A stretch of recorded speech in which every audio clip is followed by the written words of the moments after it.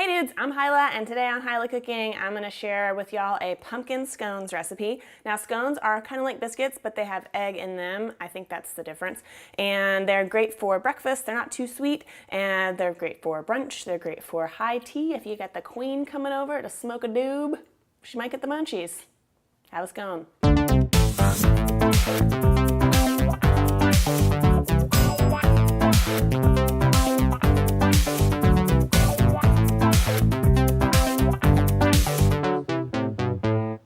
Okay, so we're gonna start out pretty much like biscuits. I've got all my dry ingredients here. That's flour and spices and salt and my leavening agents. I'm gonna add in a little bit of butter. This butter's cold and I've just diced it up into little pieces. And if you have a pastry cutter, you can use that, but I kinda think the easiest thing to do is get all those butter chunks kind of coated and then just use your hands to go in. Find those butter clumps and break them up into little pieces. And work quickly because your hands are warm, obviously, unless you're dead. And it will melt the butter, which you don't want. You want the butter to stay in little chunks, like if we're making pie dough or biscuits. So I just find it little chunks and kind of rub them between my fingers, flatten them out a little bit. And these are a little bit healthier than a lot of scone recipes because we're using the pumpkin to take the place of a lot of the butter. So we're using less butter than usual for a slightly healthier scone treat. All right, and then over here I've got my wet ingredients, and that's an egg, some sugar, and some molasses. If you wanted to just use brown sugar, you could do that too. I'm gonna add a tiny bit of vanilla and get that mixed up. And then add the pumpkin. And again, I'm just using canned pumpkin, but if you want to roast your own pumpkin, I do suggest roasting it as opposed to boiling it when you're using pumpkin in baking recipes because it kind of dries it out a little bit. I wrote about how to do that on my website too. Now I'm going to make a little well in the center and add in all of my wet stuff. And just start mixing it together. This is not working. I should have, and you should add half and half to the pumpkin mixture before you add it to the flour. So mine might be a little tougher than they should be, but it'll be okay. Hey.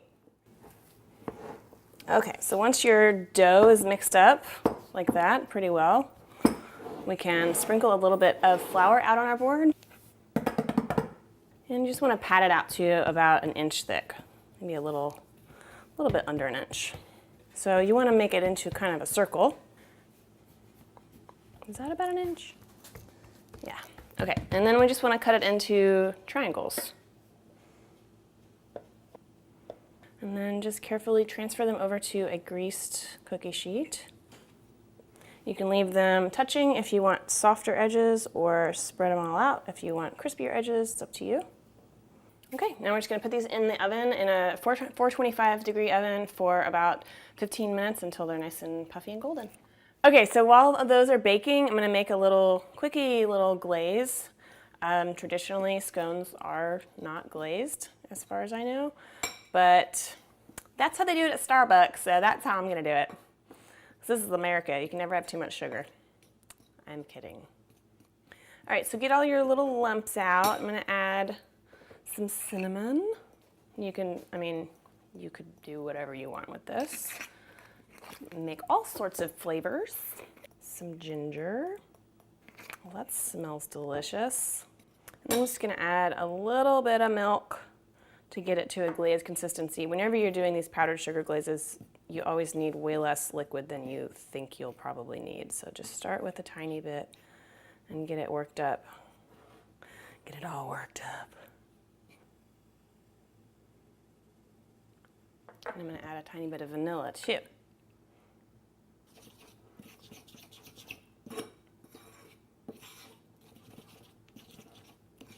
Great, okay, so this looks good. It's thick.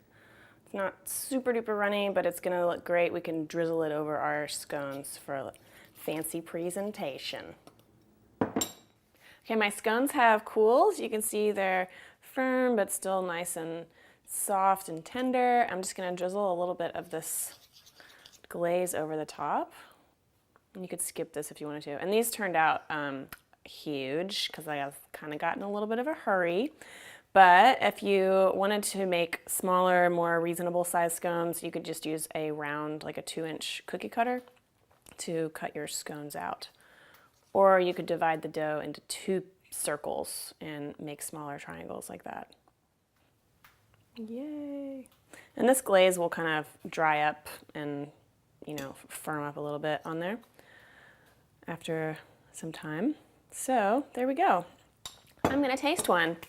Let's see. All right, well, if you like this recipe, please also check out, I have some other pumpkin recipes, some pumpkin cupcakes and a pumpkin penne pasta. That's a great vegetarian option for holiday meals.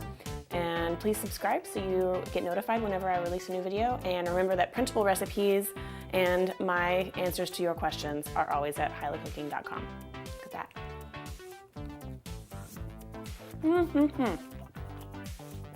Not too sweet, a little bit spicy, very pumpkin-y. Thank you so much for watching. I hope you try this recipe.